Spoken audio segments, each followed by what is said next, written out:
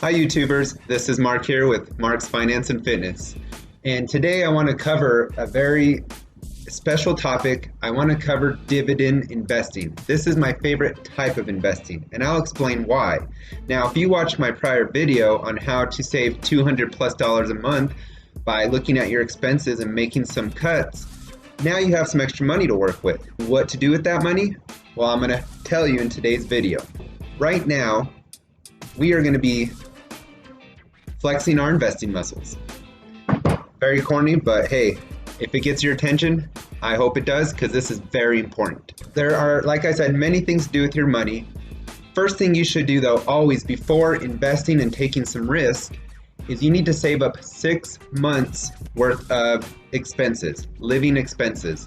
So if you lose your job or something, you need to be able to pay your bills for 6 months to allow you time to find a new job. So if you haven't done that, start building up that 6-month saving. You could put it in a high yield savings account. We'll go over this in another video, but just be sure to save 6 months worth of your expenses as a rainy day fund. Then with the extra money that you're gonna have each month and you're wondering, what should I do with this money? Well, today we're gonna talk about dividend investing. Now, this is something that I started researching last year and started doing myself January of this year. So I've been doing it for about 8 months now. What dividend investing is it's you buying stocks of a company, and this company in return says thank you, and they give you some money back just for holding their stocks. It's that simple. This is what they like to say is called passive income. But instead of you working for your money, you're making your money work for you. While you're, sleeping at night or taking a shower, you're making money, because those stocks that you hold, they're paying you regular dividend income throughout the whole year. I'm going to use an example today of a stock that I own, and that's Johnson & Johnson. You can think of dividend investing kind of like a loan, but we're going to flip it. So instead of someone letting you borrow money and you have to pay interest on it, you're letting a company borrow your money and they're paying you back interest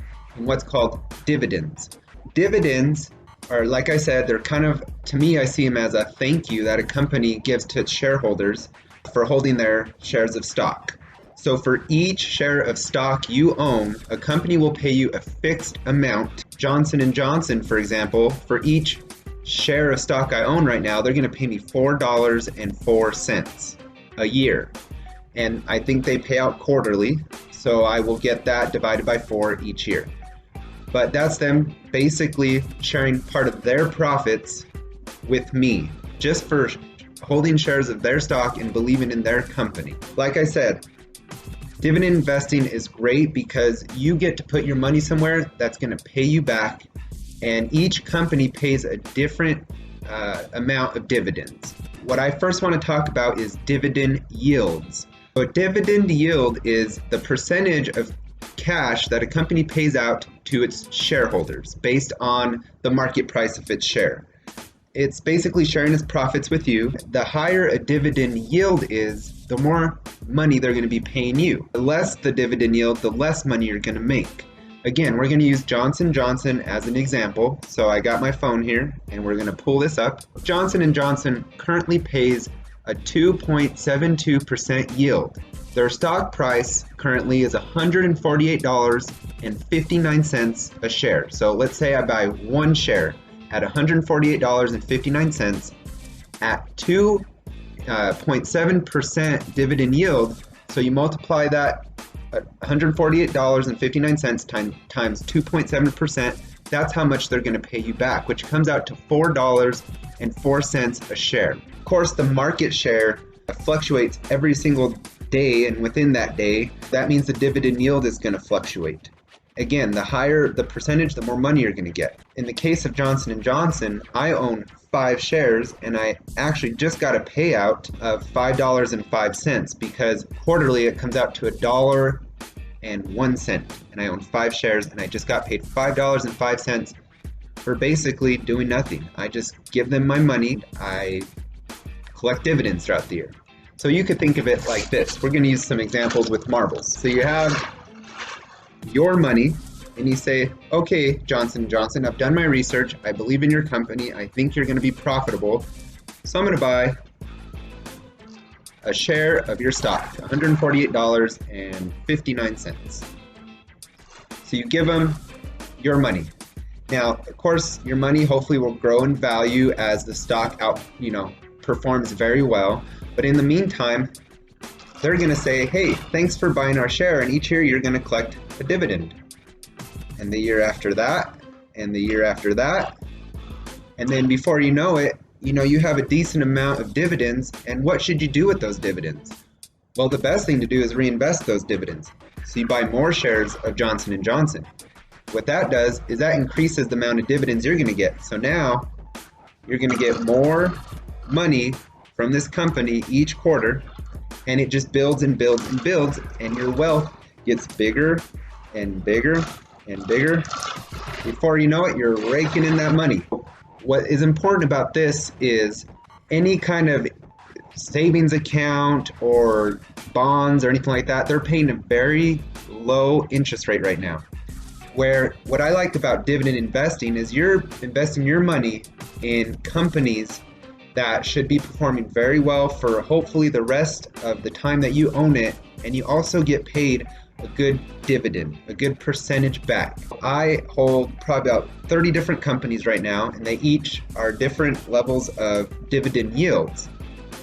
But I want to caution you, there's some companies or ETFs, so that's an index fund kind of, they might pay a very high yield, like 12% or more, and that might be attractive, but that usually means that it's going to be a more risky investment. The higher the dividend yield is, the more that they're going to pay out, because what they're trying to do is attract investors to try to make some capital quick, because maybe their company's not doing so well.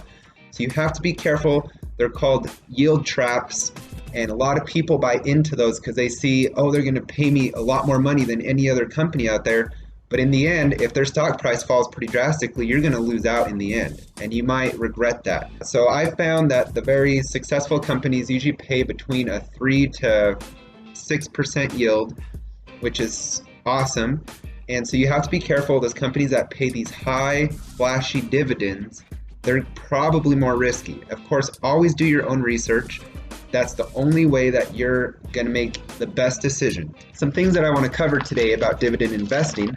Like I said, the yield fluctuates each day based on the market price. I gave you the Johnson & Johnson example of the $148. They're paying out $4.04 a year. That comes to about 2.72% yield. But if the next day the price goes up, it's going to shrink that yield. Or if it goes down, then they're going to pay out more. For example, if I buy a stock at $100 and they pay out $5 per share a year, that's a 5% yield. But let's say the very next day, so I bought it at $100, but the very next day I buy the stock at $110, my yield just dropped to 4.5%. So now they're paying me 4.5% of their share price. Where the day before, if I would have bought it, I would have got 5%. Each day can fluctuate, and you just have to keep that in mind. But it's not a bad thing if you do your research and you choose a good company. It really doesn't matter. You just keep investing, because investing should be for the long term. That's how you win the game, because people, they think that they can time the market, and I'm telling you right now, you can never time the market. Since this pandemic and the March lows of the stock market, since then it's only gone up. And since then I've been a part of a few groups that they all are crying out woof, saying it's going to be another crash, another crash, another crash, and they're predicting these, almost assured of themselves that it'll happen that week or that month, and it doesn't. It just goes up and up and up. So you can't time the market. It's better just to be in the market for a long period of time and just continuously buy in companies that you believe in, that you've done your research in, and that you know are good quality companies that pay you a dividend. Not all companies pay dividends. For example, Tesla does not. The companies that usually don't pay dividends, people invest in them because they believe they're going to grow pretty high in growth. So, they hopefully will buy at this low price today, and it'll be way up here in a couple years. But you can still buy those types of companies with that pay dividends. You just got to do your research. So again, Johnson & Johnson, I really like that company. I believe in them. They're very diversified in their products, which is why I decided to buy into them, and they pay a decent dividend.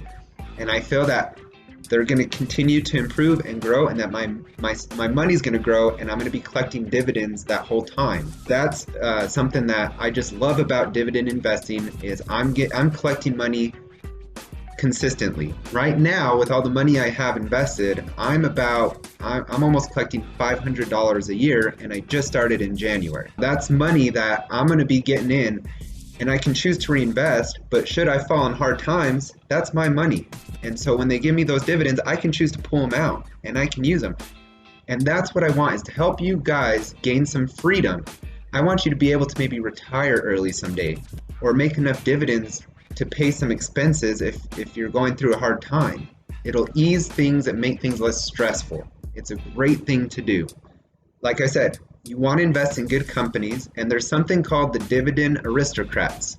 That's a list of companies that I believe have been increasing their dividend for 25 plus years. For Johnson & Johnson's example, they pay $4.04 a share. But they have a history of increasing their dividends as well. So next year they can choose to say, we're going to pay $4.15 a share. And then they'll increase it the next year to $4.25 a share. So you want a company that has a good history of growth as a company, and a good sign of that is if they're able to grow their dividends, because that means they're healthy enough to increase the payout to shareholders and share that profit that they make. That Dividend Aristocrats is a good list to look up to start. Research those companies. You can start from there just to kind of get an idea, dividend history growth of companies. Please invest in good, solid companies. Do your research. It's never good just to jump in because you hear somebody else jumping in. You want to make sure you're comfortable with where you're putting your money, and that you believe in the company that you're going to be putting your money into. With that said, you also want to diversify. So you want to make sure you're investing in multiple companies across multiple sectors of the stock market. There's different sectors, and you want to research those different sectors and make sure you have a little bit in each bucket of those sectors. So if one sector, for example, technology goes up, but then you have real estate that goes down, it's kind of going to level it out for you, and it's going to reduce your risk. So we will go over these sectors on another video, but you want to diversify yourself through different companies within different sectors of the economy. This is the best way to reduce your risk and be more safer as an investor, to make sure your money spread out across the whole economy. So that way, if one area drops, you still have other areas that are doing just well, and you'll be just fine. We talked about the dividend yield. I also want to talk about a few more things to help get you started in dividend investing. So there's something called the payout ratio. The payout ratio is basically a ratio that you can look at that says this company is paying out X amount of its net income in dividends. So we'll take Johnson & Johnson as an example. They have a payout ratio of 71%. That means they're paying out 71% of their profits to shareholders. Now, that's a little high, but I feel that Johnson & Johnson is a good company, and they can easily cover that. I think you should be in the range between 40 and maybe 60, 70% at the most. If a company's paying out 100+% in earnings, that means they're making no money, because they're paying it all out in dividends or more than they are taking in. And that's never a good sign for a company. And there are companies out there that are like that. So the payout ratio is going to tell you how much of their profits they're giving to shareholders. You want that company to keep some of it for themselves so they can reinvest it and grow their company. You wouldn't want them to spend it all on dividends and then have nothing left. Be sure to look at the payout ratio. You also want to look at the company's future. Do your own research, make sure this company has plans to grow in the future. A lot of people like to look in the rearview mirror and see how the company has performed in the past, but that doesn't really matter as much as looking in the future and seeing where the company's going. Are they investing in innovation? Are they going to be bringing on new projects that should help their company grow? You want to do your own research before you choose to jump into a stock. The last thing I want to kind of cover when you look for a few things on investing in a company is a PE ratio. That's price per earnings ratio. This is comparing the share price to the company's earnings per share. So a PE ratio is showing you how much of a premium are you paying for that stock. So a company makes a certain amount of earnings per share. And if you're paying, you're obviously going to pay more. Usually you're going to pay more for a stock than what it's actually worth, because that company is growing, and so you're really investing in its future. You want to compare this PE ratio compared to similar companies that do similar business to see if it's a higher price company or a lower price company. Are you getting more of a deal? Are you paying more of a premium? So with Johnson & Johnson, they have a PE ratio of 26.8259. Now, if I research some companies similar to Johnson & Johnson and what they do in their business, and they all fall under 20, then Johnson & Johnson is considered an expensive stock. But if other companies are 30 plus, then it's most likely that I'm getting a good deal with Johnson & Johnson. Again, matters researching a company, because you might find that you're gonna be paying a very cheap price for that stock, but they might not be a great business, and so it might not be a good decision. So it's all about research. Companies pay out these dividends based on however they have it set up. So they pay out monthly, quarterly, biannually, once a year. I've seen a stock. So you want to maybe look at companies that pay out in different months, so that way you can spread out your dividend income. Now, like I said, you want to take those dividends, and the best thing to do is to reinvest and compound that growth. And that's the best way you're going to increase your wealth. So be sure to reinvest your dividends if you're able to, and that's just going to allow you to buy more shares and get more dividends. I hope this video really inspires you to go out and to open up an account. For example, you can open an account with Robinhood. I use Robinhood. I also use Fidelity. You can click on the link below for, if you sign up, you get a free stock. What that'll allow you to do is kind of open up an account, get the feel for it, maybe do your own research and buy a stock. Once you see that first dividend roll in, it's going to feel really good. I remember the first dividend I got, it felt so good to make money for basically just putting my money somewhere. And that grows over time, and now I'm expected to earn $500 this year alone.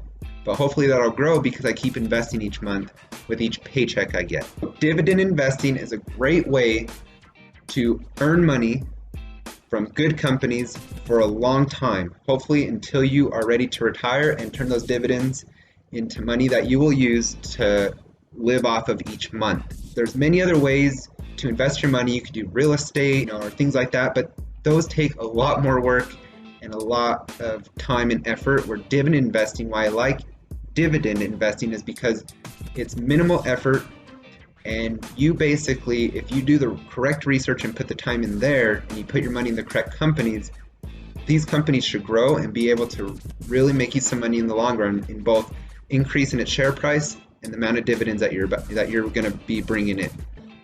I hope you have a great rest of your day. I hope you choose to look more into dividend investing, maybe open up an account.